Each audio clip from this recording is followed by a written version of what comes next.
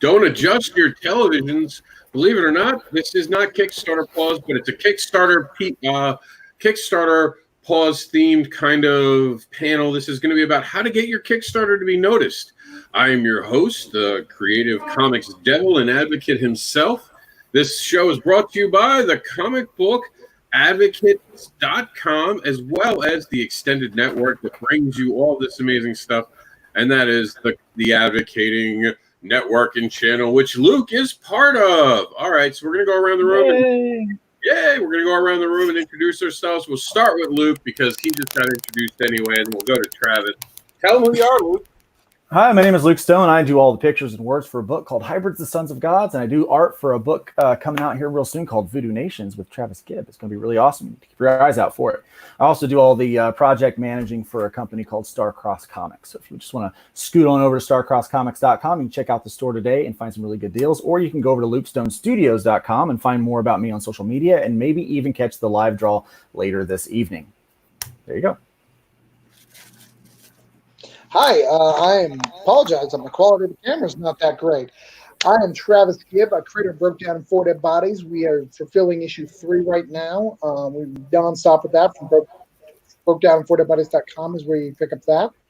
I am also the project manager for the Advocator. We have 3 issues of that out from last year. We got 2 scheduled for this year.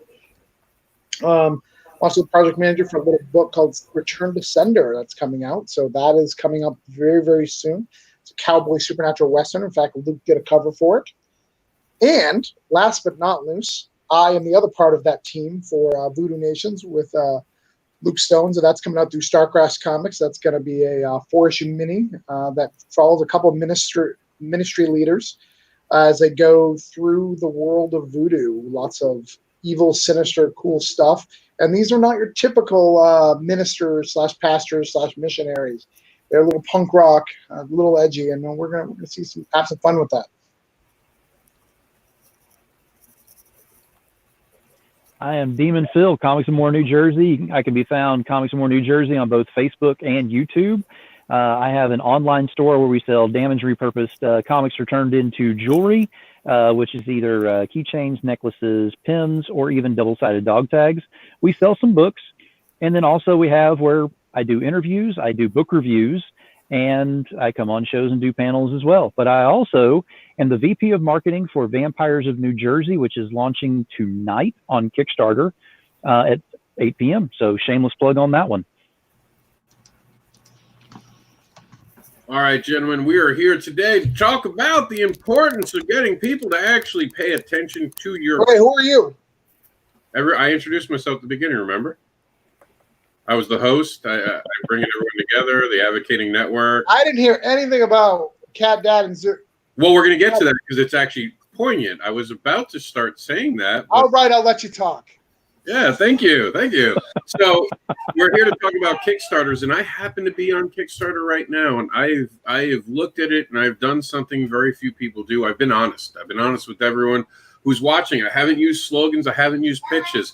And I've done that also in the past with the Advocator. I've just been brutally honest, even going as far as to say, you're not an indie comics fan if you're not back in the Advocator. I do things uniquely and different. They don't always work, but we're going to talk about how I've gotten my Kickstarters noticed. Travis is going to talk from his points of view. Demon Phil is going to talk about the plans they're trying to do with the Vampire. And Luke Stone's going to talk about how he turned a $250 goal to a $1,000 reward, if not more. It was 1,000%, right? It was 1,300%. So what we're going to do is we're going to start off, and we're just going to go around the room one at a time and talk about the basic idea. How do you get a Kickstarter noticed? And normally in these panels, I tell everyone who's coming on, don't bring up the coronavirus. Don't bring up C-19. You're not even supposed to say the words on videos. But today it matters because that's where people are Kickstarting right now. We don't know if there's going to be any more shows. Every day something else happens. Dragon Con lost its parade today. So our only avenue might be crowdfunding. So Travis, how do they get their actual comic book noticed, or Kickstarter, I should say, noticed, or Indiegogo? No, we're not picking sides here. How do they get their crowdfunding noticed? Well, all right. So there's a few things when you're doing a Kickstarter and setting up your Kickstarter page. It's really important to get your Kickstarter noticed. There's a whole bunch of rants and stuff I'm going to do later about when you do it wrong, but to do it right, there's a few key things you need. One, you need a video. Doesn't have to be a great video, just need a video. Two, you need to tell people what your book is like. So not, for Broke Down and Four Dead Bodies, they don't know what that is. So they need to know it's like Pulp Fiction. It's like Reservoir Dogs. It's like Snatch. It's like Lock, Stock, and Two Smoking Barrels. It's like those type of things. So they understand what it's like. And I even go a step further. I go from movies to what kind of comics. So for comics, I go Stray Bullets, 100 Bullets. What kind of music, kind of giving someone a feel. So if they like that stuff, they'll like your stuff, kind of really comparing those two. Next thing is show some pages. The more pages you can show, the better, because that shows your book is close to being done. People are scared to fund on a Kickstarter, Indiegogo. I have personally funded how many? Let me check. Tons of Kickstarters. I think it's hold on. I've got the number here. It is 212 Kickstarters that I funded. In Indiegogo, I've done about 10. The reason why I've done more Kickstarters than Indiegogo is they haven't fulfilled. The reason why is I backed friends and I backed the project, and seeing that it's fun, seeing the pages are there. Third thing, show your product. People are visual storytellers. They go to Amazon. They go to Target. They want to see what they're going to buy. So put your pledge levels down at the bottom and show people what they're going to get. That's going to be the most important on getting that out. Third thing is don't expect Facebook to save you. Don't expect just sending out to Facebook that you're going to get to that next level. That's not going to work. You need an email list. You need a marketing plan, and you need a strategy on getting it through. Is that it, Travis? Yeah, that's it for now. Okay.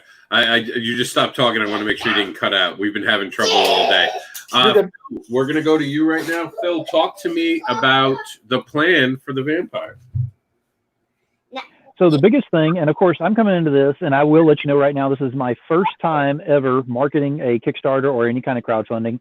I have no schooling. I have no experience on this. I am what you call a super backer, is what they classified me as. The girlfriend hates that title because it just means I spend more money, but hey, it's worth it. But as far as what I do, I want to go a step further backwards and kind of go off of what Travis said, because my biggest thing that I've been working on is building that foundation of a fan base to go into the launch. Yeah. So yes, we're having the launch party tonight and all, but we need to have the fan base there. We need to have somebody that's actually ready to hit that button. So how do you go about doing that? So what we've been doing is we don't flood the market. You won't go on Facebook and see blank posts that are up there. I actually have a system that I've been working on there, and I am very vocal in dealing with other team members and other people who are willing to help, which there have been a lot of people that are actually helping me along with this quite a bit, in the fact that whenever I share something onto Facebook or onto whatever platform, then it automatically gets some kind of a comment or it gets reshared. It shows activity. A blanket post with nothing on there gets absolutely nothing from that. So I really like whenever we have something on there. Now, on top of this, I've shown the respect of doing the same thing for other people's projects as well. So in essence, it's almost like building an army, but doing it out of respect, if that makes any sense. So what's going to happen whenever we hit that button tonight on the launch? I can't guarantee a thing on there. All I can say is that we have the foundation of a lot of people that are ready to do this, simply because we put in so much effort to get them ready for that.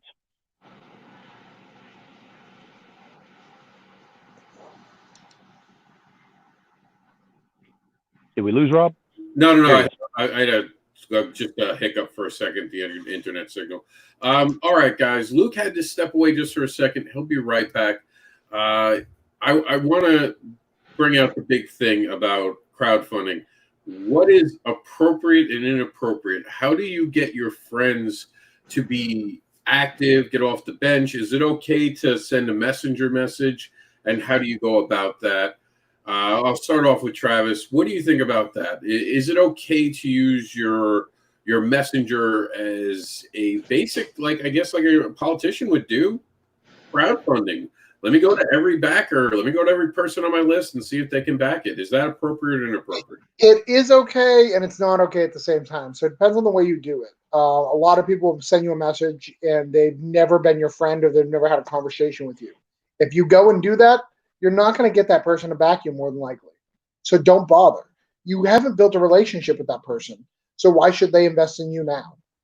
So that's step number one. So if you go to do that messenger and you see that you've never had a chat with that person, probably shouldn't send that message. Second, it's better, instead of asking them for the sale, ask them for advice. Hey, this is my Kickstarter. Will you take a look at it and see if there's anything see if there's anything I should change, if the spelling's right? Ask them to be part of the process. The biggest way to get a backer is to get them part of your process of the Kickstarter, being part of the family. They want to be part of this celebration. The reason why people like Kickstarter, like Indiegogo, is they're invested in your book. That's why they like those names in the back of the book. They like that stuff. So it's okay to use it. You just got to make sure you use it right. The other thing is, if you're going to do that, take one step further. If you're going to message people, go ahead and set up an email list. Add them to that email list. See if you can get their email. Add them to that email list. And in that email, give them a preview. Give them something special that they wouldn't get if they just go to the Kickstarter. Really entice them. Really give them some value if you're going to personally message them to get into that inbox. Luke, what do you do? Luke's still gone.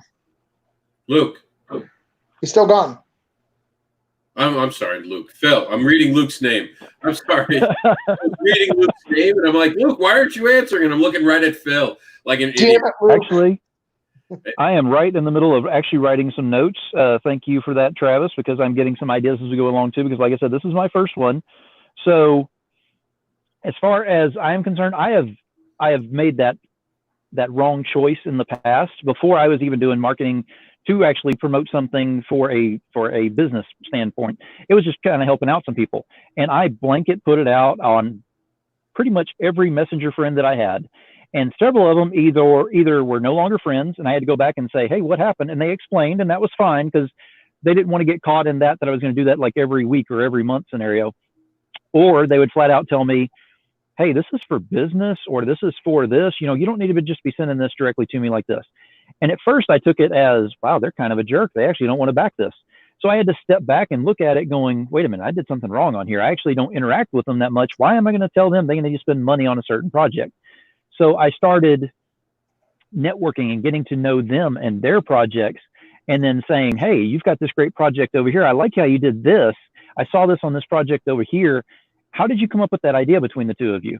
And then we kind of get to talking between that, and it gets them interested in each other's projects from there. So go, kind of speed up to today's time frame now. And now I've got people that are working with me directly on this project. I've got several projects lined up behind that I'm going to be doing some marketing on, and I'm constantly learning on this. So as far as asking someone else to help you out with that, you've got to have some kind of vested time invested with them. You can't just blanket them with something and expect results on there. Usually results are going to be negative anyway, so you want to go ahead and go with the positive results as much as you can. Just don't blanket it.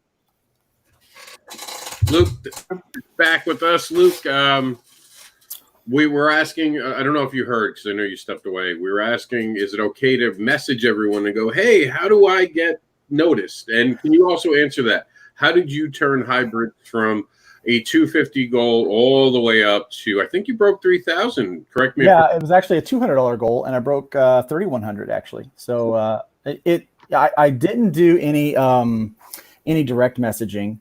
Not that I think direct messaging is bad or that you shouldn't do it, but I think that if you're going to do stuff like that, you should be personal. I think you should make it as personal as possible, and I think a lot of that kind of direct messaging, sometimes it starts looking like a form letter or feeling like a form letter.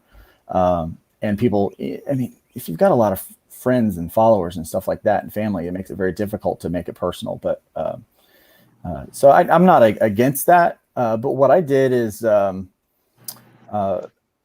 Travis helped a lot. I'm not going to lie. Travis helped a lot with, trying to build it. But the other side of that, you can build a perfect Kickstarter and not get funded. I've seen it happen. I've seen people that have hit all of the marks, and have gotten most of the stuff right. It's really a daily hustle. That's what I did daily. I was online. Anybody that had a show that would let me on, I was on it. I would, tell everybody else about their, Kickstarters as well, share the promotions, share updates. I kept the people that were a part of that Kickstarter, that campaign up, up to speed about everything that was going on with everything. I think Travis even made the comment. He's like, "Wow, you do a lot of updates." I go, "Yeah." I didn't say that as a good thing, but I know you didn't say that as a good thing. But I got a lot of positive feedback from the people that were part of that process. And so not only that, like I would upsell on a lot of things. If people came into the Kickstarter and they backed at a lower tier, I was like, how can I make the value for them to want to go up to a higher tier? And so I would work out things like that. I would even do like custom tiers for people, like only open up like one or two of them that people had backed before and they just wanted to be a part of it. And I wasn't offering exactly what they were looking for. I would open up certain things like that. So that's really where it came. It was just a daily hustle, working it every day, sharing it every day, spending time on every possible show that I could, and just communicate. I don't feel like you can over communicate, especially when you're asking someone for that much money. And that's what we ran into. All right. And okay, so we're at this weird point. People are struggling. People are out of work. People aren't making money. And here we are crowdfunding, asking people for money. Now, obviously, that's not everyone's circumstance. And I do want to stress that. I think a lot of people are nervous about asking for money. Understand not everyone's out of work. Understand not everyone's not getting paid anymore. So you have to get over that fear. But how do you guys personally address the current situation or advise to address it? I personally knocked down my PDF for a 32-page book to just $2, which you could get at catdadandsupermom.com, where every level of that Kickstarter has a reward. Even $1 gets you a 2-pager. And me and Travis did that with the Advocator, where we took out one story and gave it to you for $1. I've always tried to give people who are, maybe in a bad financial way temporarily, an opportunity to be part of what I'm doing. So what do you guys think? We'll go around the room, start with Travis, and then go to Luke and go to Demon Phil. Sure. Before I start, I want to talk, I did help Luke a lot, but the difference between Luke and some other people that I help is Luke had all the tools available. He just needs someone to go, what order should I put these in? And why do I need to have them? Because he had them all. He just didn't have them in the right spots. And no one had sat and explained to him why he needed them in those orders. And once they were in the right order, everything went together. And it was just really touching base and seeing what. So going back to answer the question, one of the big things that people, when you get to the point where you're asking for money, someone has taught you, rightfully so, that your work is worth money. Like what you do is worth something, right? So you've been taught that. So you're going to Kickstarter because you now have the confidence in your heart that your stuff is worth something. What they didn't teach you, though, is that just because it's worth something, it doesn't mean it's worth what you think. So a lot of people do a $10 PDF or a $12 PDF and not realize that if you can lower it down to $2, $3, $5, that you have a chance the whole campaign, like Luke Stone did, this is where he did really well, to sell them on the whole book. Every update that Luke did, because I saw them, was trying to sell them on the whole package. It wasn't just getting them. So if you can get them in at a low level, you then have your whole campaign of 30 days or so to sell them on a higher level, which will help you. That also gives someone who's like, I don't have the money, but I like Luke. I see him in all these videos. He entertains me and stuff. Let me give him $1. It allows me to invest into his project at a low level. And if that's not there, the automatic default setting for Kickstarter is $10. So you really want to give somebody something to get involved. Taking it one step further, if you have a book that has multiple things, like Luke Stone works for Starcross, it allowed him to put PDF packages of Starcross projects to help other people in his group, in the Starcross company, fulfill and get stuff out. So he has a PDF package of all of them in there. And I know you've done that in the past, Rob, when you did your stuff. It doesn't really work with Cat Deck is the one thing, but as you grow and as he grows and gets stuff, you got Jax, and you've done I saw you had the adult stuff. Well, yeah, we hit it. Because of the content, not only do we hit it, but it has to disappear at the end of it. Because we're aware that at the end of the campaign, there could be kids who wind up looking for this. So we had disposable links. We deliberately did things that we could delete, because for those who don't know, and this is a good point, and take this note, what you leave on Kickstarter in that last minute that you fund is now permanent. That is never going to change. That is now part of your permanent record on Kickstarter. You can't even request it to be deleted because if it's funded, Kickstarter won't delete anything. It is now public record. So remember that. So if you're putting something in there, it can come back to haunt you. And I know some creators who are paying that hefty bill right now. So the reason why they do that is not to hurt creators. The reason why they do it is early on in Kickstarter's thing, people would change what the reward was later on. And they wouldn't get what the stuff. And they went, hey, I thought I was getting this too many prints and this and that. And then we'd go to the Kickstarter page and it would be gone because the person could change it. So they change it so that I think there should be a healthy medium between the two. But, what am I, who am I to do that? So that's my advice on stuff, especially in this current climate. But in this current climate, people are looking for entertainment. So if you had a $30 budget a week on comics, which is what I have, that budget is sitting there. If you have work, you're giving them more opportunities to buy stuff. Kickstarters are funding better. There's a 35% less people on Kickstarter, meaning if you have a Kickstarter up now, you have more of a chance to get noticed. I think that's one of the reasons why Luke's book did so well, not only just because it's the 5th issue and there's a whole bunch of stuff to get, but also just the current climate. So I'm going to let somebody else talk for a minute. I would say, what was the question again? No one knows. The question is, so good there. It's Kickstarter. Is it okay to do stuff in the current climate, basically? Oh yeah, absolutely. And here's the thing. So one of the things that I did is I knew that people would have, be hard on their luck a little bit, and so I knew people wanted to be able to get in at different tiers. And so I tried to make a $1 tier, which was the test the water, and you basically got a digital copy of issue 1. And then I got a $2 test the waters that was physical. In case you wanted to get an actual physical copy of issue number 1, you could do that. You got none of the other perks that came with it. When we hit stretch goals and stuff like that, it was like, you can't, this doesn't come with it. The test the waters, it doesn't include that. So if you want all this extra stuff, you have to step it up. And so that really helped because, you offer them an ability to get in, but also an opportunity if they have more money to get into one of those other tiers. But one of the things that was really, really successful was the Hard Times value pack. And basically it was just the comics.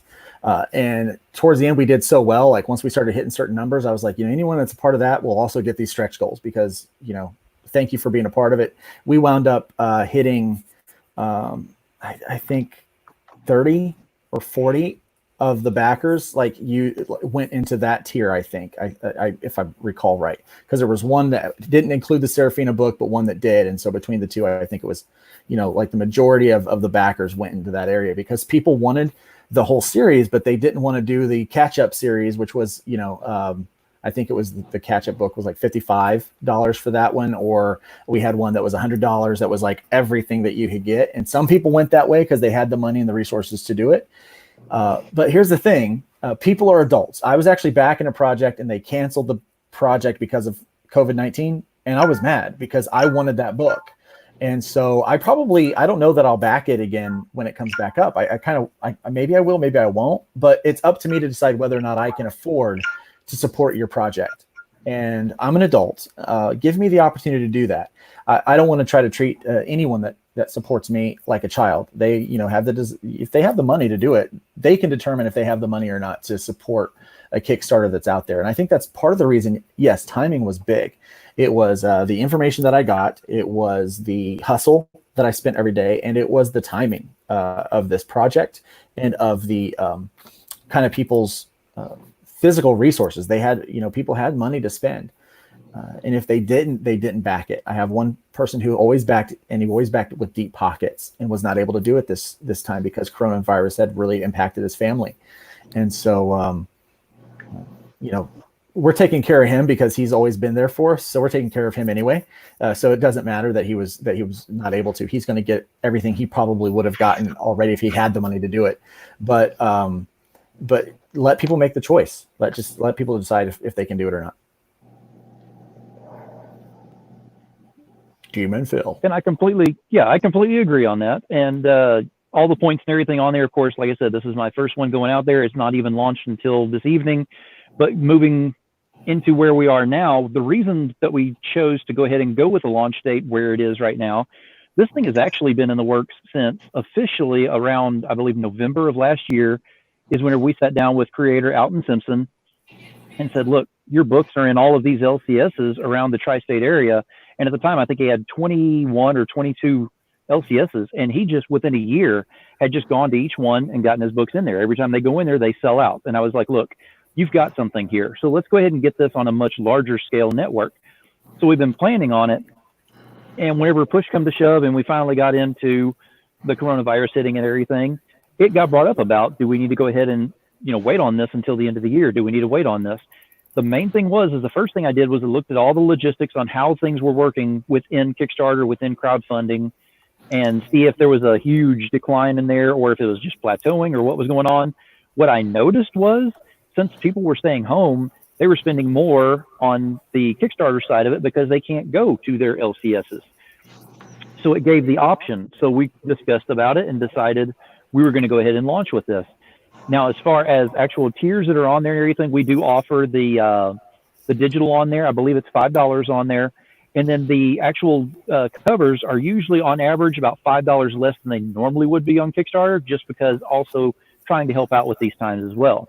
And we offered a whole slew of packages that are on there so that you can pick and choose what you want instead of being stuck in a big one where, yeah, you're going to get some great stuff in there, but you're going to be out, $50 to $100 or whatever on that. We'd rather give them some options to go ahead and lead up to that if they want to. And then, of course, if they want to do add-ons, they're welcome to do that. But the main thing is we've just tried to stay positive throughout the entire team. I mean, everybody who's involved in this, we try to stay positive on all of our shows, anywhere that we've made an impact, because exposure is absolute king right now. And everybody knows that, especially when it comes to your crowdfunding. So as long as the exposure is there and it's showing a positive impact that you're making on the industry and on your fellow community, then that's actually helping us on our end as well. Now, I do want to point this out, and it's one of those things that's very difficult. It's trying to ask for help. Everyone, like you try to share your page, you have people like, don't share your page with me. I don't want to be tagged in anything. It's a demographic, and it's a smaller one than the major one. But there's a demographic of people who make a stink about anything when you ask them for help because they're personally offended. And that has made a lot of people intimidated, myself included, don't always know the right way to move forward because you want to be genuine, you want to be pure, and you want to say, hey, look, this really matters to me. It's why I'm kickstarting it. And I'm just asking you to take a chance. But some people will take that and go, oh, look, that person's weak. That person's begging. That person's, they're desperate. They're desperate to it. And it's like, I don't think you know what desperate is. Desperate's being hungry. I'm asking you to help me with a comic book. So how do you guys deal with actually asking for help without, as it's, framed, looking, quote unquote, desperate, or looking from a place where you're not in control of the campaign? We'll start with Travis again. So I'm all about humility, man. So I have no problem asking for help. I mean, maybe that's a thing. And the difference between me and other people is I try to give help on a regular basis. So for me, asking for help, I've already put that goodwill into somebody normally before I've ever asked for help. But that being said, there's a couple things you need to ask for help. When you're asking for help, listen to it. One, I am angry right now. I'm going to be honest. I know I don't sound angry, but there is a gentleman who I've been helping for a year. Rob sent him over to me because Rob sends a lot of people over to me to help them with their Kickstarters. If anybody has a Kickstarter problem, Rob sends it to me. I've taken all the classes. I've taken all the courses. I've done all that stuff.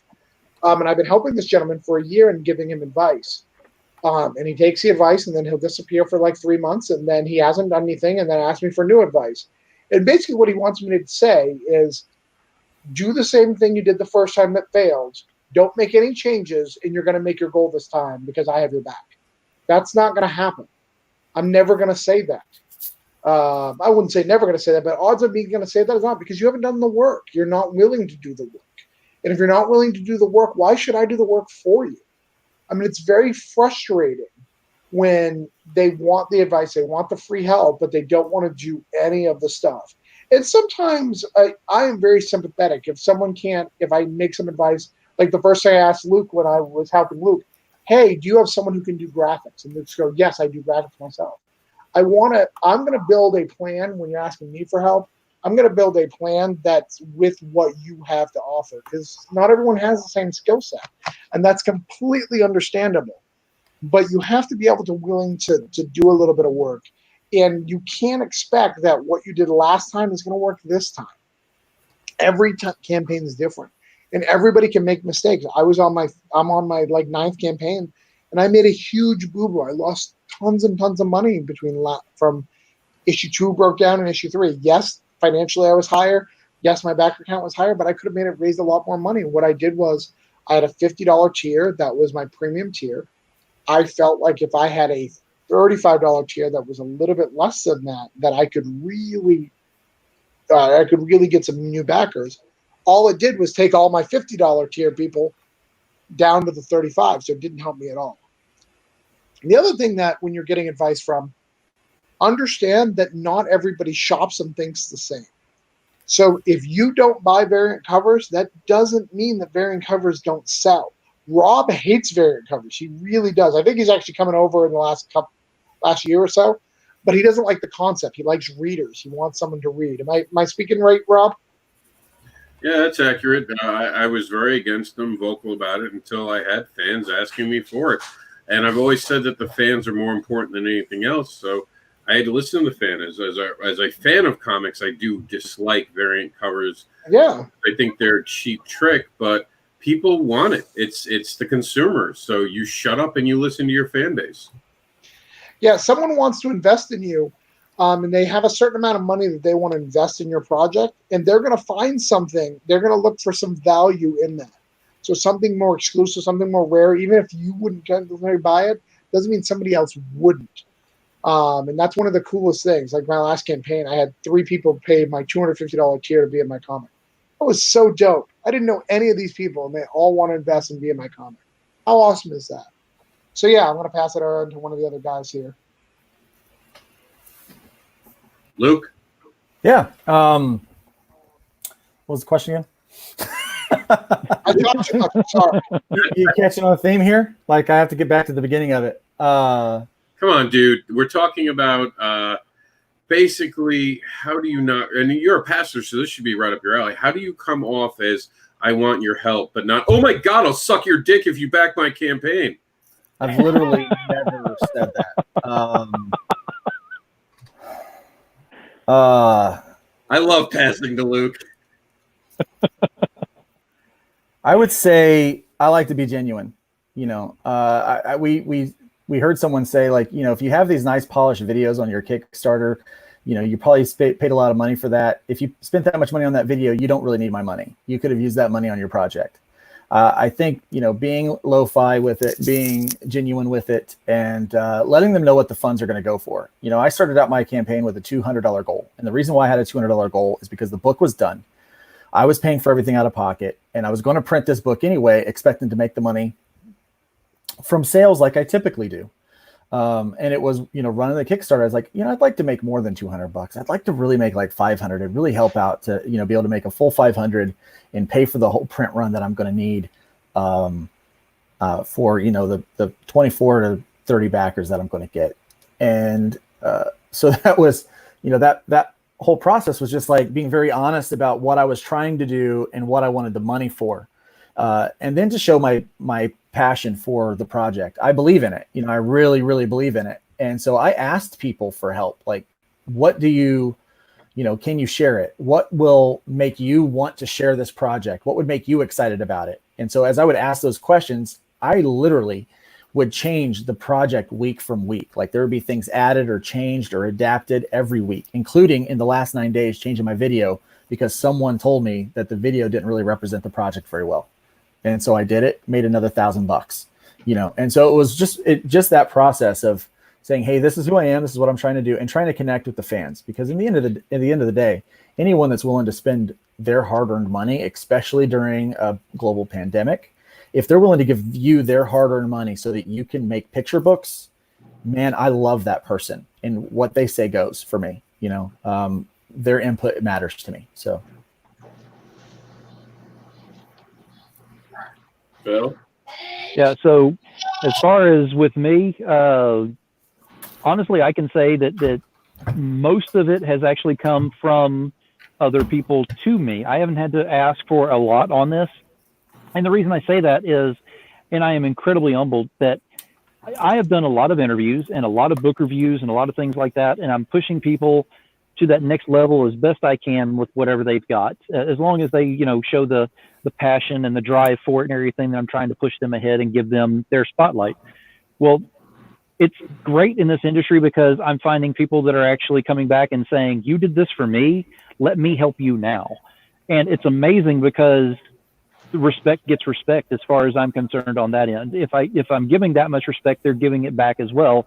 And it's just a circle between us, and we're expanding that circle considerably with as many people as I'm dealing with on this.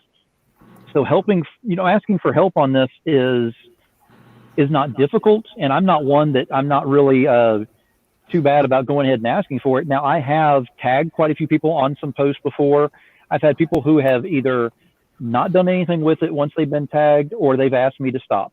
Either way, they are no longer on that quote unquote list. And I've moved other people onto that list to go ahead and help out, because I want that proactive and that positive response on there, not just to sit there and do nothing or to be negative. And I'm not trying to step on anybody's toes by telling them they have to do anything for me or anything like that. It's just a matter of, if I tag you on there, then this is something that I want to have out there that gets a little more exposure on there.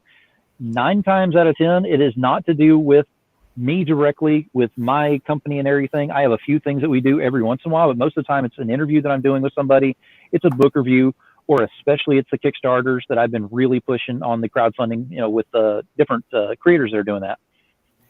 Go ahead. Go ahead. I thought you were done. No, you go right ahead. No, I was just going to say, the moral to all of this is like I said, respect gets respect. And I guess I'm old school in that. I was raised in a militant style family, because my dad was in the Marines and all. And I got the old school morals in there, which is great. Of course, now I go by Demon, but hey, we'll go through that another story. But I still have the old school morals. So respect gets respect. So as far as I'm concerned, does that mean that I'm going to go ahead and pick and choose who I allow on my show just because I know that they'll do something for me? Absolutely not. Whenever I get people up on there, it doesn't matter what they're going to do for me. It's what I can do for them. And for them to come back and say that they're going to help me out, I'm all over that. Yeah, I was going to say, what I find is especially during this last campaign, I learned there's a couple things that are kind of disheartening. There's a lot of people that want you to promote their stuff, but they don't want to reciprocate that at all. It's like, don't tag me in that. That doesn't have anything to do with me. And then I find that I'm more apt to help somebody who was willing to help me. But I've also learned that I try to help people before I need help. I get out there sharing people's stuff, talking about people's stuff, and trying to do that. That way, it's not just the guy. Every time he needs help, he comes around to ask for it. I'm sharing stuff. I'm helping other people kind of proactively, thinking, let me build these relationships. And it's usually after I've helped those individuals, help promote their stuff, try to draw attention to their stuff, help them beat those algorithms. And then I look and see, it's like, or now it's time for me. And when they, shut the door on me, then I realize that when they come back around, hey, Luke, why haven't you shared my project? Well, don't be a jerk. It's like, help each other out. Rising tide lifts all ships. Don't just don't come around every time you want me to promote your stuff, because really you're just focused on you. But really help out other people that really do deserve it. Yeah, I had a talk. I know Rob wants to talk, but Rob and I had a talk today on the phone about a similar subject. One of the things that people don't understand: comics are a community-based business. Comic shops strive. The ones that make it are the ones who build a strong community in their stores. Comic cons are built on communities. People meet the same people year in year after year because of the community. Marvel started fan pages and talked with their fans on a regular basis before that was a thing. They added the fans letter column and talked back and responded and got these things. Gave them what was it called? What was the award? No award, no prize, a no prize. Yeah, you'd win a no prize. So if you're not going to be part of the community, and the people who are in this community, we know who are the takers and who are the givers and who are part of the community. And the people who are givers and the people who are building each other up, those are the people who are making it time and time again. Now, all that being said, you still need a good product. You still need, there's all sorts of other variables that come into that too. But I promise you, if you're part of the community and you're active in the community, you can get your book published and people will buy it. How good and how well that is, that's going to be based off the quality of the book, quality of your marketing material, and quality of your writing style, your art style. All that stuff factors into that. Some of that's in your control, some of it's not. So go ahead, Rob. So a lot of people are always like, oh, Rob kickstarted something. He's going to make $10,000. He's going to make $1 million because, he's always, talking about things. And what they don't realize is that comes at a great personal cost for me. I get down throttled on Facebook. I even get looked over because sometimes people don't realize when I'm sharing something, it's my own work. And that's a detriment to what I do. I won't change it. I'm not going to change it. I'm a proud comic book advocate. But there is sometimes an idealism that no one understands, like, oh, well, that person doesn't need my help, or, well, why should I have to help them in return? And there's a lot of truth to that. And I'm going to tell you all the hard truth. Just because you did something doesn't mean you earned something in return. Just because you back someone's project doesn't mean they have to back your project. That's a reality you have to become okay with. Like Travis said, this is a community. This is not the mob. You don't have to do things because someone said that they did something for you or they did do something for you. All that's nonsense. Get it out of your head. Don't assume anything. Despite what it was, and I heard this when I first kickstarted Cat Dead and Supermom, a friend turned around and said to me, you can't do it a third time. And I said, why? Where's that rule? Oh, well, the market won't let it. And a lot of people like to hide behind this idea that there is this hidden market where people are making decisions. It's not true. The fans make the decisions. The fans get to tell us what's next. That's why you have breakaway hits that they don't expect. That's why Deadpool did so well despite what Fox's numbers did. And that's why Birds of Prey did very poorly, because they did something when they weren't listening to the fans. I can't express that enough. This comes down to the fans and reaching the fans. So here's the point I'm trying to make. Stop trying to get it to be only creators backing your books. That is a big mistake people are doing. And I want to talk about that right now. Are you guys trying to grow your audience? And I'm looking right at you at the camera, and then we're going to go to the panel. What are you doing to grow your audience beyond creators? I like having creators on my page, but in the last year, I've invited more and more fans to be part of my page and my world, and less creators, because like Travis said, you'll help someone, and Luke said the same thing. You'll help someone, and they'll forget your name as soon as the help is done. And then they'll only remember your name when they need something from you. And that's the reality of the situation. A fan will have a conversation with you for hours every day because they want to talk more about your creating, and they're actually invested in you. And I can't stress that enough. Stop trying to expect other creators to be your fans. That is unrealistic, and it's unsustainable. Travis? So here's the tough rub with that. So when you're on Kickstarter, the majority of people who are backing Kickstarters are other creators. It just is, because they love the industry and they want to back other creators. They want to see what other people, you want to see what your competition is doing. But at the end of the day, if you want to get to that next level, it's not going to be with those guys. It's not those guys who are going to get you there. I know that we talk about that big game, how, I knew this guy and this guy got me this job and he got me this stuff. And that stuff happens, absolutely. But you know what happens faster? You having a strong fan base. Neil Gaiman built a strong fan base. Sandman wasn't even a thing. But you know what he did? He went to every store that would have him to talk about Sandman, to get people interested in this little Vertigo book, and got people until people just wanted to hear what he had to say. And that's how he built the fan base, by engaging and building those people to do it, and understand that Kickstarter is not the only way to make money. Rob has a tremendous fan base when it comes to the con scene that will never back him on Kickstarter. And it's not because they hate his Kickstarter. They just don't back Kickstarter. It's not their thing. They don't like to wait for it. They want to get it right in their hands. It's fine. My strength is I have a huge store fan base. I have 20-something stores that carry my book. I do really well in that market. That works really well for me. I do store signings and I build that relationship. But fans who are creators are only going to get you so far. They will get you funded, but it doesn't build your brand. It doesn't build your brand. And you'll also notice that the people who are your other creators, they can't always share your stuff because, the more and more fans and things you get, they may have something coming up. They may have something going at the same time as you. They may have somebody in their art team that don't like you. Anything can happen. So building that fan base isn't fruitful. Doesn't help you in the long term. Short term helps a lot. Long term, not so much. I would have to agree with that. The thing is, you could always, when you start relying on other creators, it does become a tit for tat situation. If you are helping one another, those creators would normally drop $1. Maybe they'll do a smaller tier, but really, if someone else creates, that's fine if they want to back, but I don't want to treat them like a creator. I want to treat them like a fan. Because I create, but I'm a fan of things. I'm a fan of different people's IPs, and I want to consume their work like a fan. I don't want to consume it like another creator.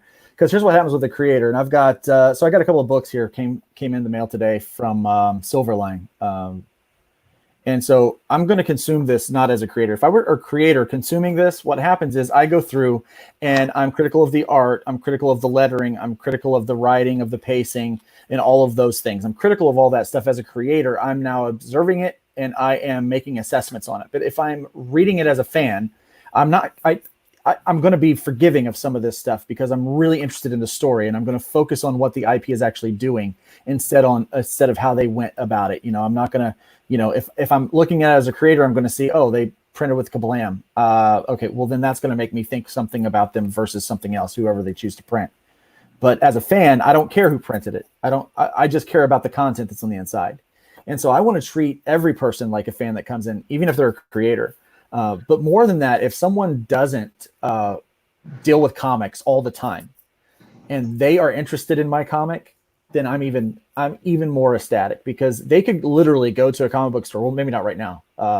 Today they can. They can in Florida. They can. They literally go to a comic book store and they can buy stuff by artists and writers that have done more and are probably better than me. But when they decide to give me their money and they get involved in the world that I've created, they overlook the fact that my issue 1 is not my strongest issue because I drew it a while ago and I've gotten better. And they celebrate the fact that issue 5 looks and feels the way that it does. That wow, as the world developed and the characters developed, you developed as a writer and an artist, and they are part of that journey with me. And that's, for me, the fan is always key. And so I always want to find people that are real fans and not people that are just coming in just to help support and share support. On a creator basis. Now, if I can take a creator and turn them into a fan, then absolutely I'm going to do that. But it's always about bringing in actual readers. Those people will support you whether you're selling from your website, whether you're selling in the store, whether you're selling on Kickstarter or whatever. They're going to support you, even if you accidentally lay an egg. Right. Well, before Phil, the other thing to know that I want to mention that I didn't mention before is that's why people don't like it when you tag them in a group. Like if you have a new live video and you tag a whole bunch of people, you'll notice that Rob doesn't do that a lot because he'll only tag people who are going to be there or always watch. The reason why is people don't like that because the subject matter may not be relevant to their friends or family. Just because they watch every one of your videos doesn't mean they want their hobby shared to everybody. And that makes complete sense. Absolutely. I agree with you on that. Now, in going with the question at hand here, how about whenever you turn fans into creators? Because not a lot of people are aware of my background in all of this and leading up to Vampires. And it's actually going to be brought up on tonight's launch party. But hey, we're here. We'll give you an exclusive. I met the creator, Alton Simpson, at Free Comic Book Day last year. Physically met him at the location and everything. We talked for quite some time and everything, got into his stuff. It's whenever I started following him afterwards because every fan that buys a book from him, he doesn't expect it, but he prefers if you go ahead and take a picture with your book in front of the LCS, wherever you get it, or if you buy it directly from him, a picture with him, with his books, and then he blasts it over all kinds of platforms on social media. That's amazing to me. I mean, that's something that it's not just a matter of his books are getting out there and his works and everything. He's showing the fact that he's giving back to the fans and giving their time in the spotlight and everything with that. Now, that being said, I am what he likes to call a super fan that has decided to go ahead and work with him on this, because when we sat down with him in November of last year and said that we needed to do this is not a matter of me coming in saying, I know what I'm doing and we're going to do this and it's going to be 100% perfect and it's going to run. No, he took a chance on me, and I greatly appreciate the fact that he did. We have run into several hiccups on this. We're probably going to run into several more. We've still got the launch button hit tonight. That can be fun.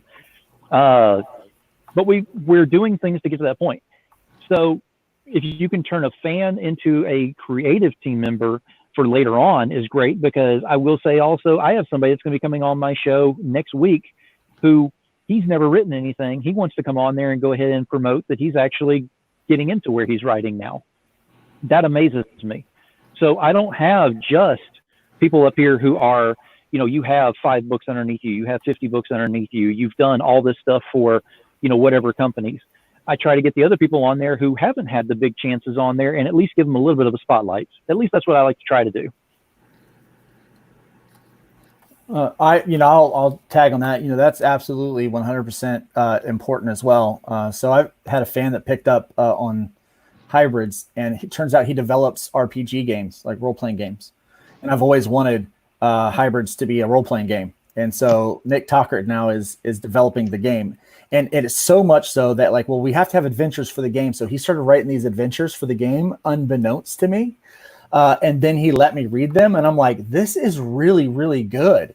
We need to team up on, he's going to co-write a few issues with me because it's like, this is like, he started to live inside of this world that I've created. And I think anytime that you can have a fan that then takes your IP, at some point you have to say, it's not just mine. It doesn't just belong to me.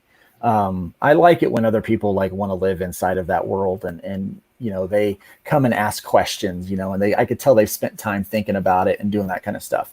And anytime that your creative work can inspire someone else to be creative, man, that's like next level. That's like, that's a whole other level of actualization than just even being able to make a product that someone is willing to buy, but someone that wants to be a part and invest into other people because of what you did. I think that's amazing. Absolutely. And like I said, it is incredibly humbling to be in this position where I am right now, because like I said, I don't have the experience. I don't have the schooling and everything. I'm doing what I can on this, but because I'm putting forth as much passion and as much effort into this as I possibly can, obviously it's showing a little bit. I hope it's showing quite a bit by tonight, just because I don't want to say for me, because I want to say for the team. I want the entire team to go ahead and not only hit goal on this, I want us to go ahead and do very well on this, because it's something that I truly believe in. Everyone that I've gotten involved in this truly believes in it. And above and beyond that, Alton Simpson, the creator and the writer, he definitely believes in it. So it's something that I've seen the evolution from this side as a fan going into it, and I really like what I'm seeing with this.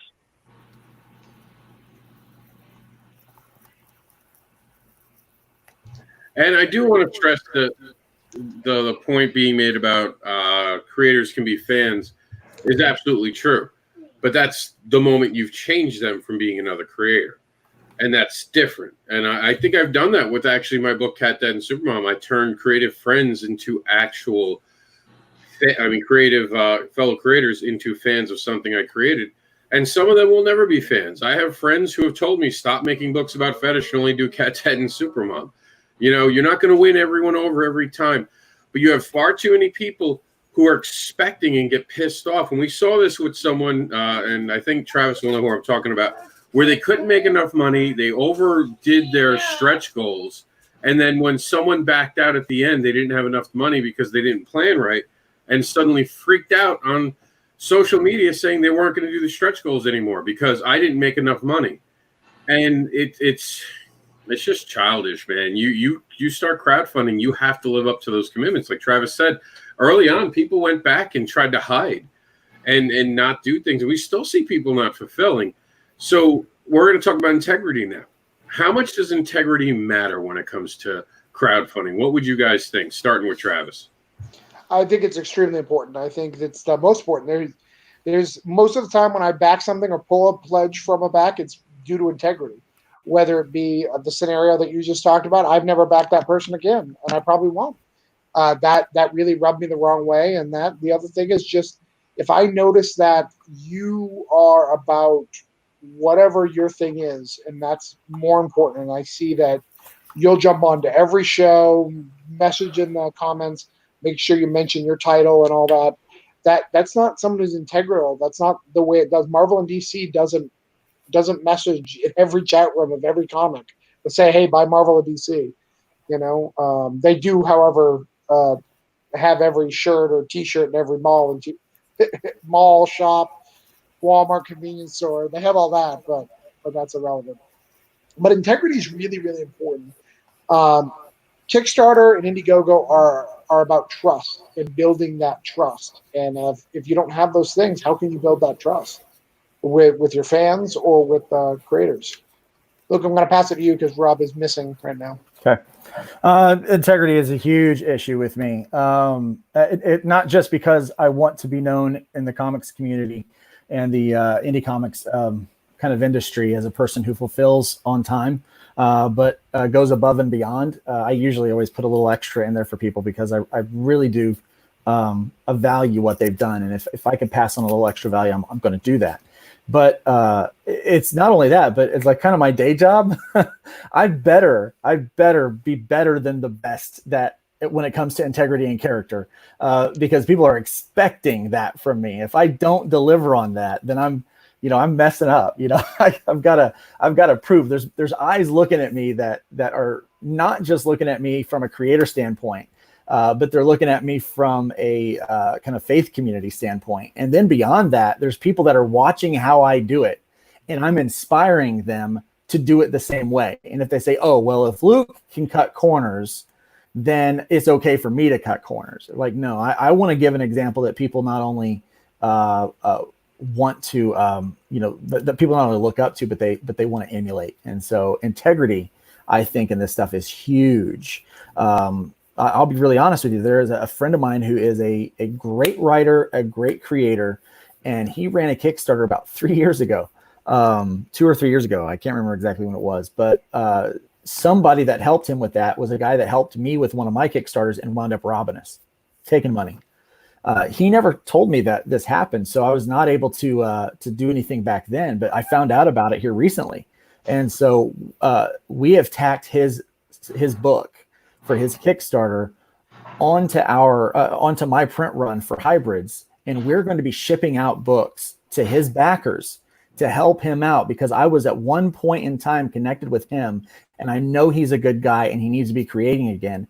And so we're trying to do the right thing. He's issued refunds and done a lot of other stuff to try to make up for that. And we're going to take care of these people because, quite honestly, it's the right thing to do. He's a good guy that got ripped off, didn't know what to do.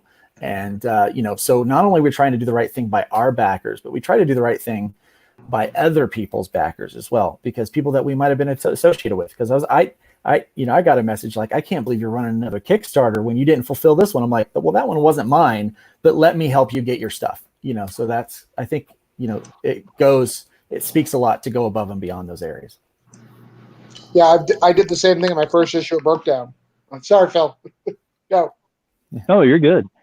No, I was just going to say, how do you follow after that with Luke? I mean, right. Well, I did it at issue 2. I did it. There's a guy I heard about a Kickstarter. I had nothing to do with it. I'm like, Luke, zero to do with it. I heard the guy paid $500 to be in a book. That book is not coming out. So I put him in my book because I mean, it may not be the book he wanted to be in, but at least I got him where he needed to be, and I made him a main character. He's in a book. Make him whole. He's a detective in that double spread, Phil, from number 2. Oh, sweet.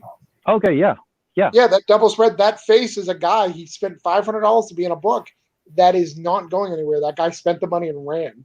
And my friend Chuck P. New, we all know Chuck. He was part of that campaign, and that guy got screwed over, and he was a friend of Chuck's, and I was like, I'll put him in my book. So I put him in. He's in issue 1, 2, and he's going to be back in issue 4. Nice. That's awesome, man. Yeah, definitely looking forward to that. Now, as far as integrity on my side, as anybody knows, I'm fairly new to being out here. My face is not widely known. I mean, it is nowadays just because I'm on here all the freaking time, but I promise I sleep a little. But I mean, the way that I'm getting my face out there and the way that I'm getting vampires and everything out there is not a matter of, I'm not doing anything underhanded. I'm not, trying to jump the ladder. I'm not crawling over anybody. I'm not doing anything with that because, number one, in prime conditions where we didn't have to deal with the outside conditions that are going on and everything right now, in just regular prime conditions, everybody would find something eventually online and figure out, oh, he's lying about this, or this is incorrect on there, or he really doesn't know what he's talking about, and he's acting like he does. But you cut to today, where today's conditions and everything are going on with this, everybody is on here and they are looking for things that are incorrect on, what you're saying or whatever. So it's not that I'm actually extra cautious on that. I'm just more genuine in who I am. So that's why, if you've noticed, I don't know if you have ever watched any of my interviews, but at the end, I always do a closing statement. And with my closing statements is always something that I never script. It's always something that I've learned throughout the interview to go ahead and do at the end. That to me shows the genuineness to someone else who is watching. And I'm hoping everyone else feels the same way on that. That shows the integrity that I put into this. I'm not coming into this with an agenda. I'm not coming over here saying, as long as I can get my face on here, I can work with Travis. We can work on a deal together on this. And then as soon as the Kickstarter runs and, he goes ahead and says he's going to help fund me on this, then I'm going to run. That's not even an option. That's just never going to happen with that. But you've got to have the integrity going into anything that you're going with that. So I'm being extra cautious, being that it's my first time doing this. And hopefully I'm doing it right. I mean, y'all have to let me know on that, of course. Well, you're from New Jersey, so based on The Sopranos, you got to work a little harder to prove that everything's good. Now, technically, I'm from Texas, in case you couldn't tell from the accent. So Jersey is just my where I abide here right now. I'm just saying, it's not my fault. And when you talked earlier about respect, it seemed a little mafioso. Am I wrong, Luke? Like it didn't. I got that vibe just a little bit, but it's all right. It's all good. It's all good. Hey, don't go there. You won't start that. Yeah. I will add this about that whole respect thing. It's I also, with integrity, I will only work with someone that has integrity, that I have deemed they are a person of integrity, have a good character, because it's your reputation can be so easily torn down by somebody else's. So, yes.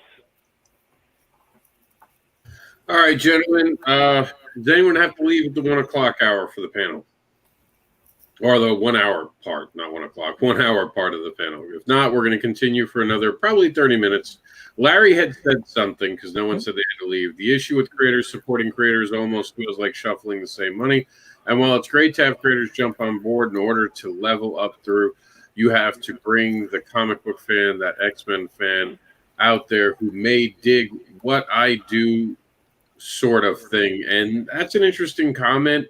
But again, like I said, it's about capturing different audiences, I think.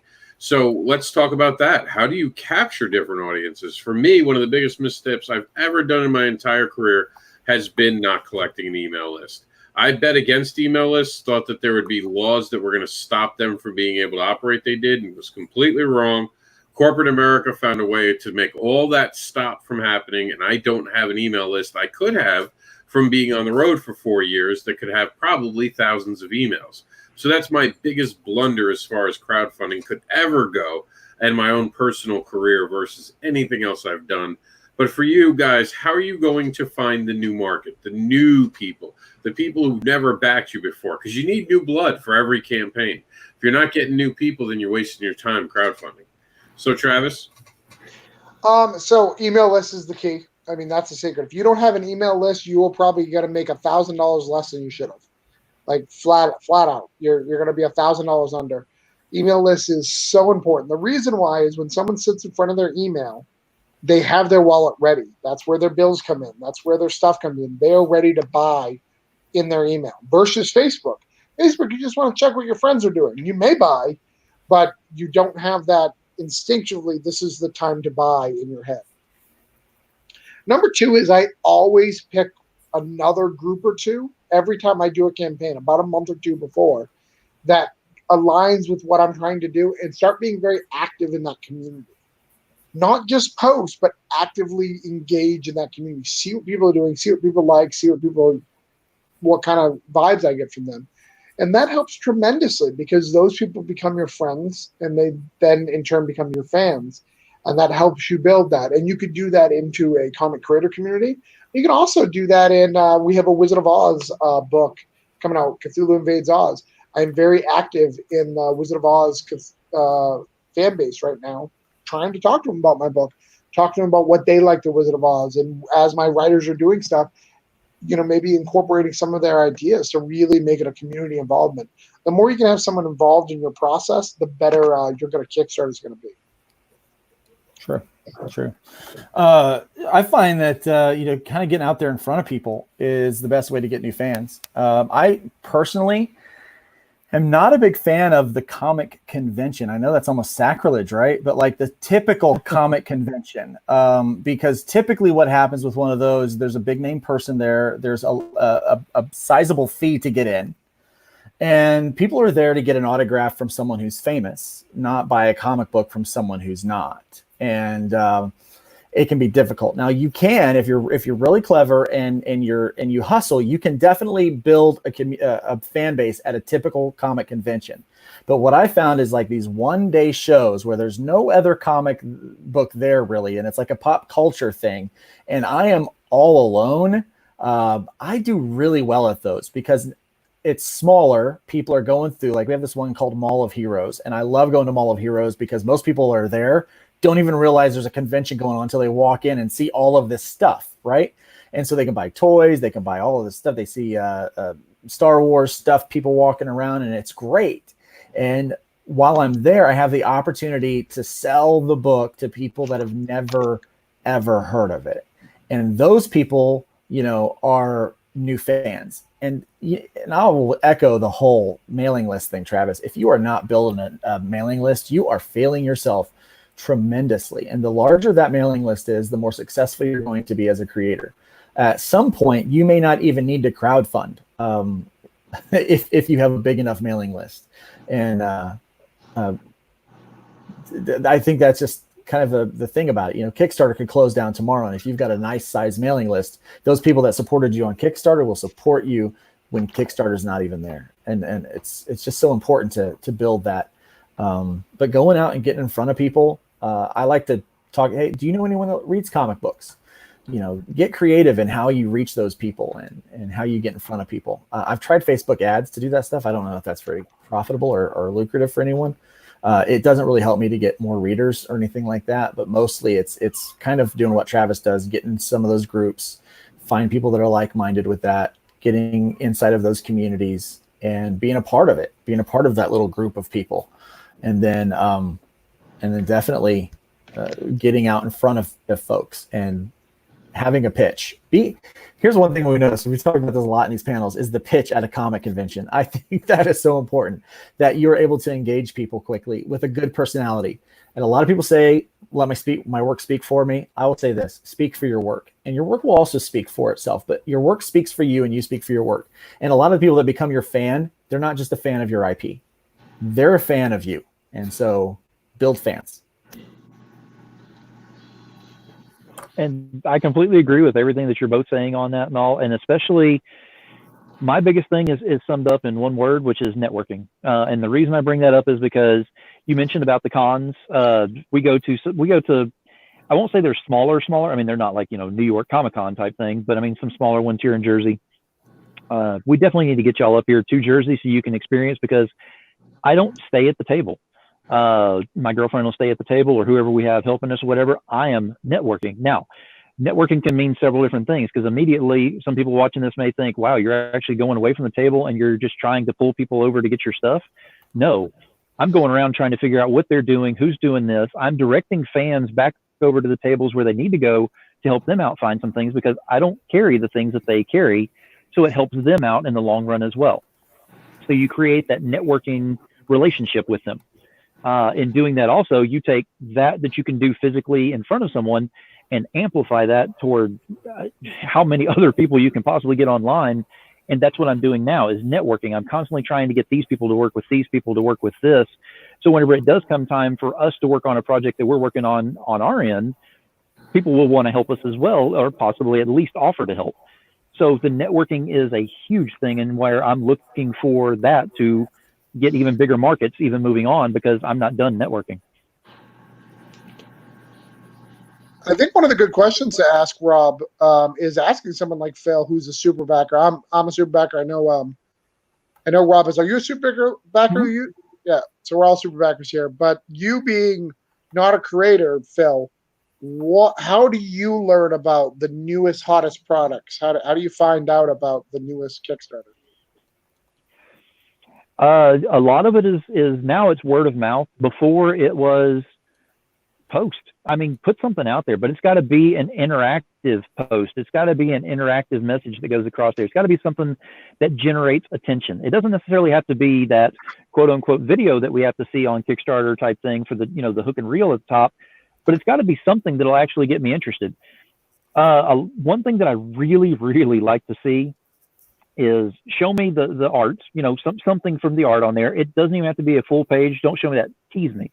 Do that burlesque thing on there. I love the burlesque selling. I love that, because you don't know what's coming up, and all of a sudden they just unveil the full page or the full cover that's going to be on there. And whereas I was on the fence about getting on there, now I'm hooked. So that's what I look for. As far as the message of getting it across, just post, be yourself. But if I go on your page because I'm looking at what you post on there, and I go on your page and I see nothing but negativity or a whole bunch of other things that are not the art and everything else, it really dissuades me a lot. That's a good point. All right, we have some comments, and that's a great question, by the way, Travis. I do want to acknowledge some of the people making comments. Larry showed up here, but he also had said, as for asking for help, I got my go-to people that I met over 6 years ago through the network. I managed to be involved with and advice sometimes comes from people I would never dream would give me the time of day. Me, right at the camera, me. Well, I provide almost daily streams. I share Niobe and update often. I build a fan base on being on time and moving the bar, so that proven track record. I also bring in indie professionals to draw Niobe covers. Now, that's an interesting question I do want to talk about in 1 second, but I do want to finish these things. But just in your mind, you're going to have to answer, what do you guys think of indie independent creators' work having professional creators' covers on it? I do want to know what you guys think of that. So in other words, you have a great cover, you open the book, and it's not the best art because the artist isn't the strongest yet. They're up and coming, they're learning, they're developing, but it's definitely a disconnect from cover to insides. All right. Matt Knowles says, can Phil post a preview link to his campaign? If you want to go ahead and do that, Phil, you're more than welcome. Just find I'm on it. This is on OnCon. If you can't find it, let me know. I can give you the link.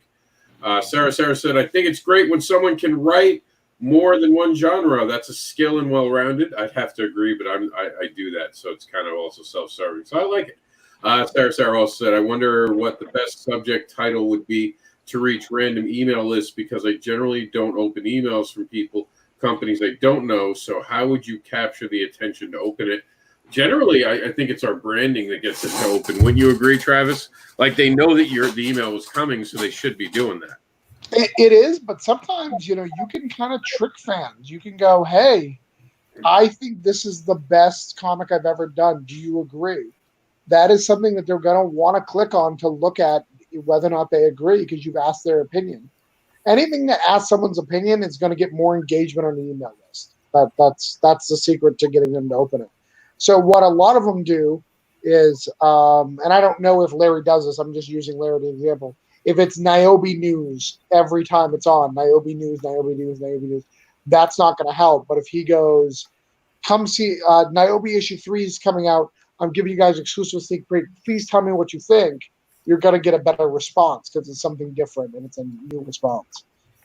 Some of the tricks actually for email lists, believe it or not, is get rid of all the graphics periodically and just ask a question with a link. That brings in a big bunch of people because it's different than what you're doing on a regular basis, so people click on it. Very good point. And remember, it's easier to ask a person an opinion than actually ask a person to pay attention, because when you ask them to pay attention to you, they think that they have to listen to you. When you're asking them their opinion, you're involving them in a conversation and starting one with them. So that's a great point, Travis. Now, I do want to ask the point I made about that. You have an inside comic book. It's black and white, we'll just say. And it's from an up-and-coming artist. Not horrible art, but it's not what you would expect, let's say, a professional grade comic to be, as the terminology is used. It's someone who's learning their way, and they're going to get there one day, but they have some mistakes that other artists might not make. But the cover is made by, let's say, just as a name, and this doesn't happen, so I'm using a name that specifically would never happen, Jim Lee. Jim Lee does your cover. It's an amazing, beautiful cover. Cover itself will sell the book. You have someone who opens up the book, and suddenly it's like going from Jim Lee to the art student in college. Do you think that's a problem? And I'm not trying to disparage anyone. It's hard to do these comics.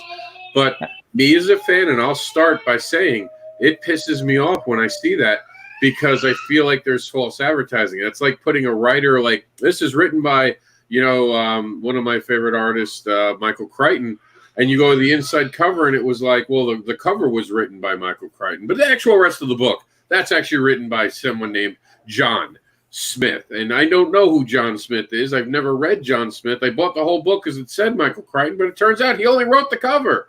What do you guys think? As an artist, I'll go ahead and answer this one. I think that you should always, whoever your interior guy is, should always do the standard cover. I think you can have anybody do your variants, but you need to have, for your main one that you're promoting, especially as an indie, that cover that you're pushing out there, it needs to be the art needs to be similar to what's on the inside, because people do get upset by that. They really do. And so I'm a big believer that you need to go ahead and have, like I'm doing with Voodoo Nations. We're going to have other people do variant covers. We're going to have a lot of variant covers, it actually looks like. But the main cover is going to be me. And the first cover that people see is going to be mine. So.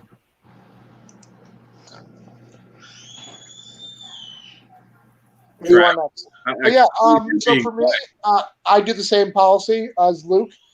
I also think Jim Lee makes everybody's interiors look bad if it's not done by Jim Lee. So, I mean, that's not going to be a problem. It's Jim Lee. Yeah. That's a wrong comparison, my friend. I use Jim Lee especially for that reason. So no matter how the artist was below Jim Lee, there would be a disconnect. Right. There's always going to be a disconnect. It'd be like, yeah, it's good. It's not Jim Lee.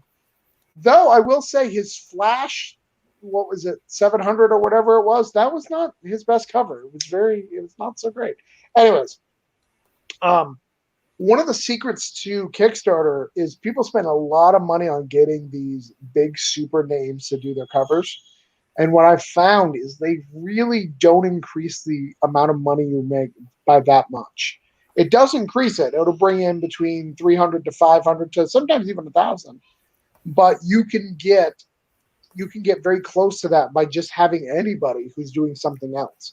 They have to have done something, but an indie guy wants to share it a heck of a lot more than a Jim Lee. They don't care about your stuff, so that's something to note.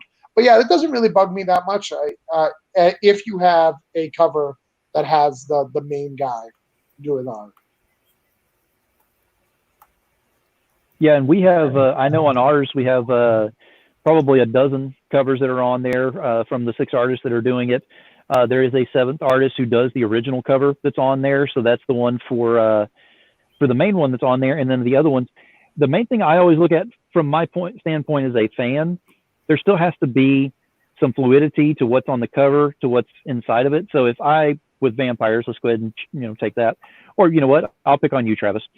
Yeah. So broke down in 4 dead bodies. So whenever I look at your cover on there and then I open it up, the fluidity is still there. It's still very fluid, and what is showing on the front is what is inside. And that's what you want to have on there. So even if you have a variant cover, as long as you have something in the line of a gangster thing on there or whatever you want to put on there, it has to have something to do with what's inside of there. You could even have a picture of just the car on the front as a variant, and that would be the interior because that goes along with it. So the other point of that is you got to have the transparency that goes along with the book, because if you're going to simply put out a whole bunch of covers and you're not putting out anything with the interiors in there or any interior work leading up to the point of the Kickstarter, there's no point. Nobody's buying these things strictly just for well, I'm not going to say that because there's a lot of people that buy them just strictly for covers, but amazingly so, there are actually pages inside, have words, other pictures inside there, usually really great art, just letting y'all know. But you've got to have that transparency, knowing that there is art inside there that is not the same. So that's why you say cover artist this, interior art by. That's what we have done on the vampires thing, I know for certain on that. So there is the transparency on there. So you know, if you've got a cover by Steph Wilson on there, Steph Wilson did not do the interiors on there. So you're not going to get misled on that by any means. Now, that was a bit of a swerve comment because the ultimate truth is that the industry's gotten used to the disconnect with the cover art. If we're being honest, this is now kind of a standard thing. Covers are different. They're intentionally different, and they're done differently to draw attention, especially on crowdfunding. I do agree with Luke about the standard cover and Travis, of course. But ultimately, look, that's a great way to get people to be interested in your book. Now, I agree with Travis. Make sure you're getting someone who's actually going to care. If you hire Jim Lee and paid him $1 million, he'll take the $1 million and never talk to you again.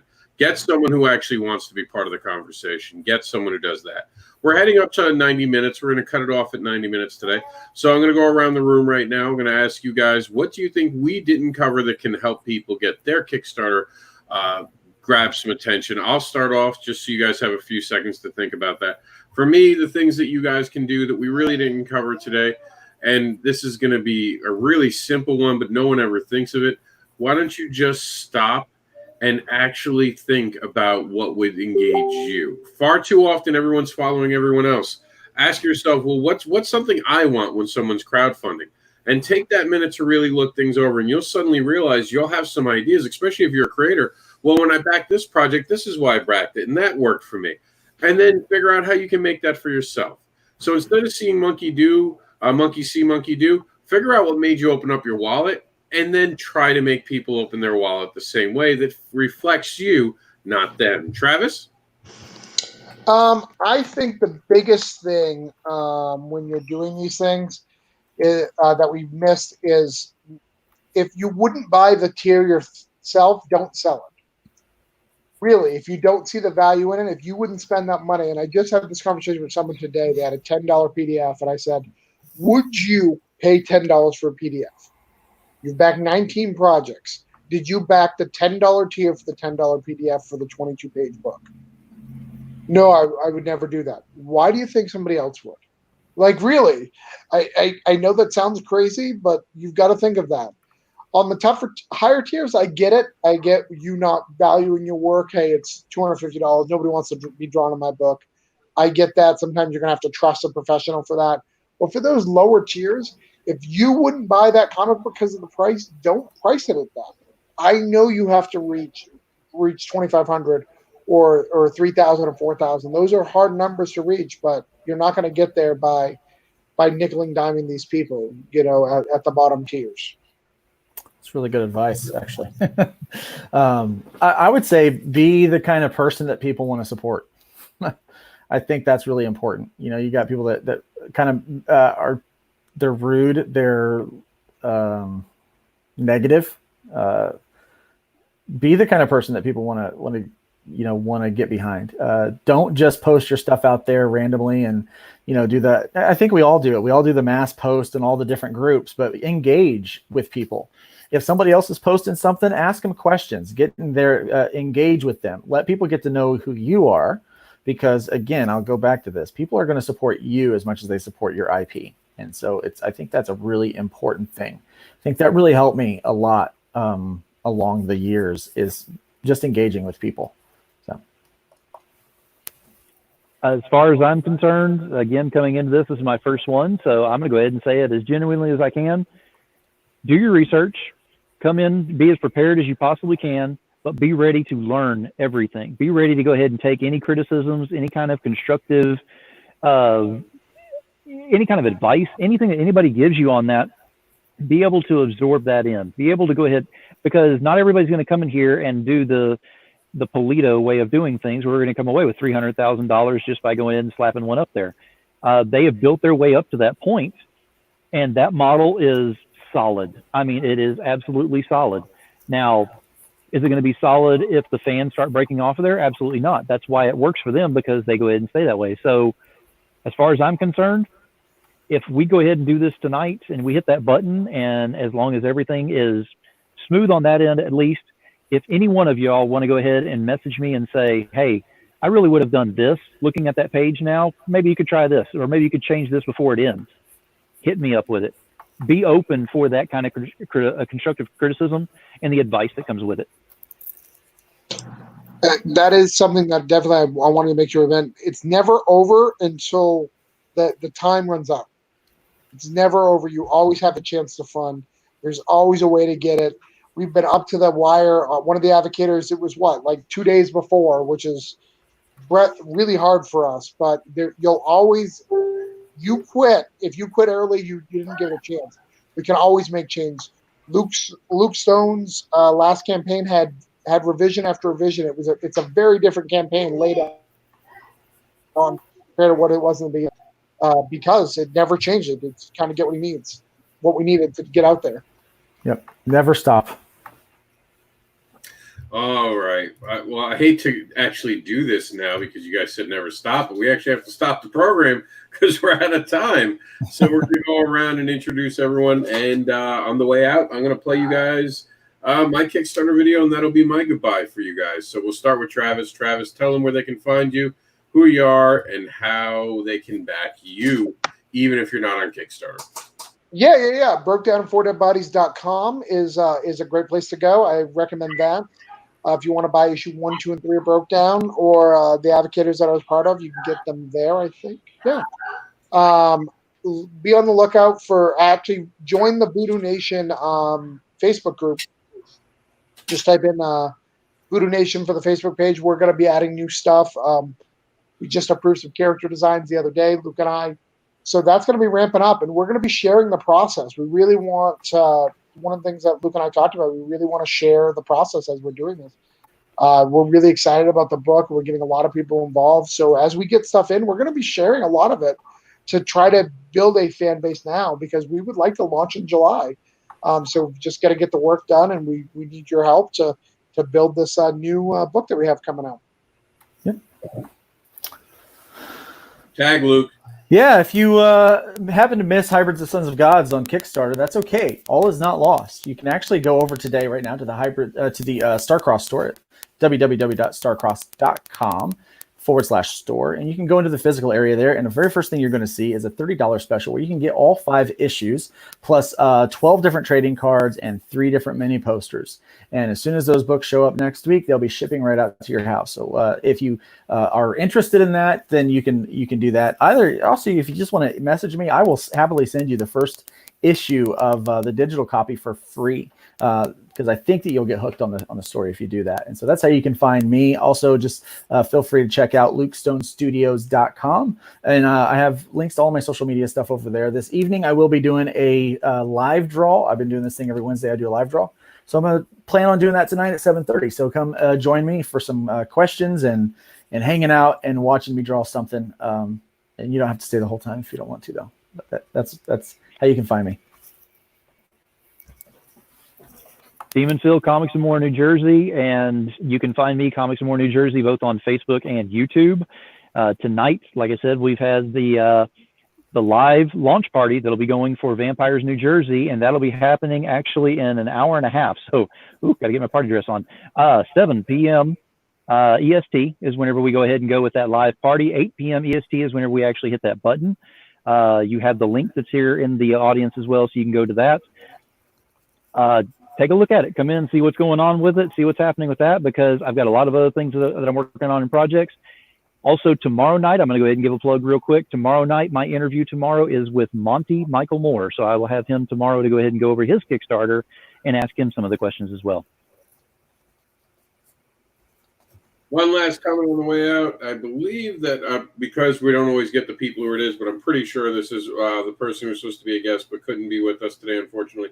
Kevin from NSC, he said that Rob and I are doing PR from Monty Michael Moore. He is a great person to back. We have very target audiences, and it went 15,000 the first day. Thank you for being part of our show, Kevin. I hope everything's okay on your end.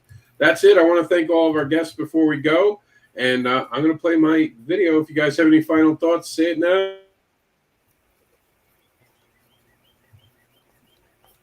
All right, so here comes the video then. Forever hold your peace. An all-ages tale that teaches morals with farts and shows the power of imagination that will entertain everyone in your family, including the parents reading the book. Thank you for hitting play and allowing us to introduce you to Cat Dad and Supermom, the award-winning Farts with Morals storytelling awesome adventure that people seem to love. And we could keep going that way. We could use words that could try to get you to be excited and convinced to buy it, but I'd rather just be honest with you. I'd rather be humble with you and tell you why I created the story. You see that little boy over my shoulder, right over there, and the other side, the Supermom, and the big elephant that farts? All of that is based on my boy. He's a special needs 5-year-old who I love with all my heart. And he has made me a better man and has taught me what unconditional love is. So if this story is about him, the standard had to be higher. That's why I got one of the best artists in the world in Raheel Mohsin. I got Chuck Pinault, who has done such great work as an editor and as a writer himself, to be part of this. Both of them became co-creators because of how much passion went into this. It was about passion for creating a top-notch story that was meant to entertain your entire family, and I think we did that. The rest, they're all keywords. They're all ways to convince you to do it. Truthfully, this is a story that matters to me, and it had to be one of the best stories that I wanted to share with you. It advocates for people who get bullied, and it advocates for the right things to do when you see someone get bullied. It advocates for being a better human being, but it also represents my son. And because of that standard, because of the fact that my son is in this book, it had to be one of the best things I could create, probably in my entire career. Anytime my son is attached to something, it is that high of a standard for me. So if you're looking for a reason to back this Kickstarter, it's because, well, because I love my son, and I wouldn't put anything out with his name on it that wasn't amazing. Thank you for watching, sharing, and backing Cat Dad and Supermom, and Ella Fart never forgets. Thank you, everyone, for being on the show. This has been brought to you by thecomicbookadvocates.com. Be kind and share, everybody. We'll see you at the next one at 4 p.m. tomorrow.